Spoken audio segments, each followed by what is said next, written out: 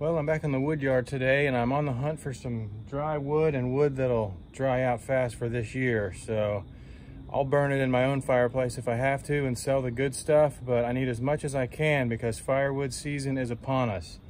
So I'm gonna get splitting all this stuff in the truck behind me here and see what it looks like inside. Here we go. Here's a close-up of that wood that I pulled out of the tree service yard the first round. There is some sycamore in there. It's mostly elm and a few pieces of maple. You can see how grayed out it is and faded from being in the sun for a long time. So I'm just going to get this split open and see what it looks like in the middle. Look how cracked it is. It's really dry.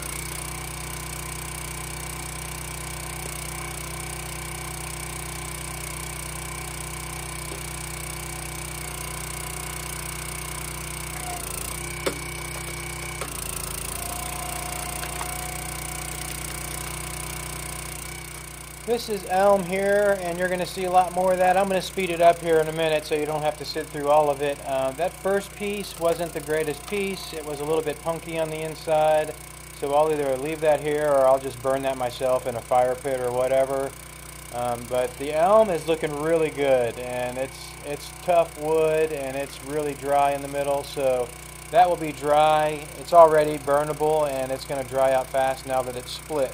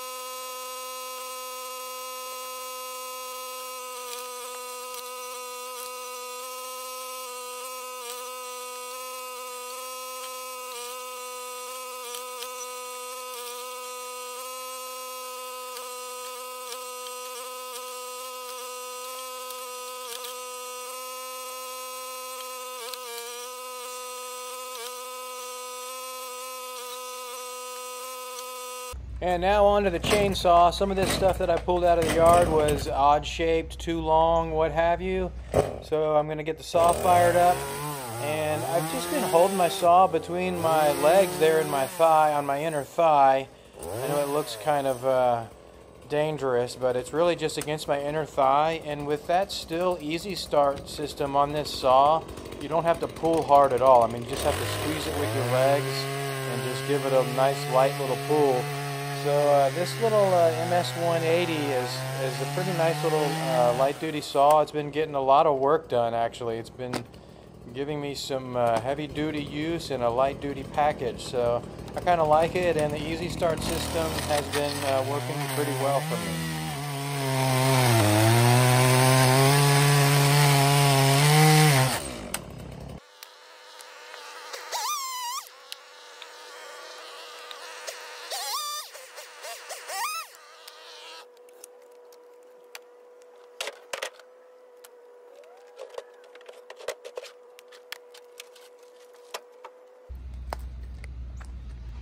Well, it's looking like this dead standing elm is going to be the driest wood available right now. And it is this stuff right here. Oops, sorry. This is the elm right here. That stuff is dead standing, cut, and within a couple of weeks of being split, it'll be, I mean, it's already pretty dry. So I'm off to find some more elm. Now, I didn't record everything, but I went back over into the wood yard and hunted up another truckload of a bunch of dry rounds. And again, a lot of it is off size. It's really long and or has branches sticking off, whatever. So I'm back on the chainsaw now to cut this stuff up. And again, I don't always pay attention to the 16-inch pieces because I feel like it's just so wasteful. Like that log I'm cutting right now, I just cut it right in half, and that's pretty close. That's like two 14-inch pieces. Some of them are a little short when you cut it in half, but this wood needs to be moved out of this wood yard.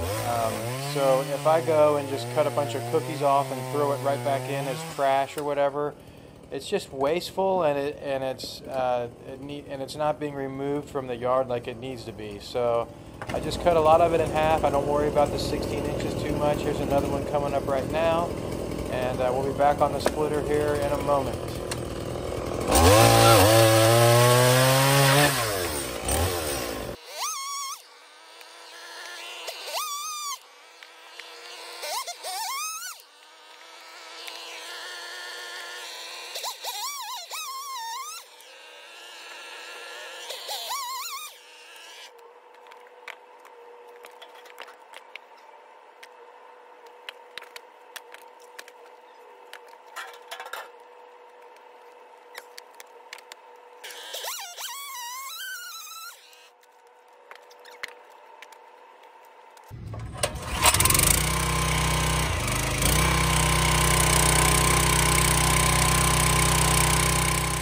Like I said, we're now back on the splitter, and I'm going to speed this up.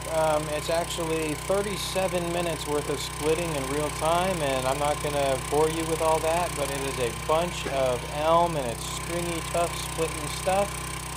And I get a lot of wood out of this. I think I got about a rick worth of elm, dry wood out of here. And I stacked it all in my truck really neat and packed it in stacked rows. And there was still some room in my truck on the very last row and on top.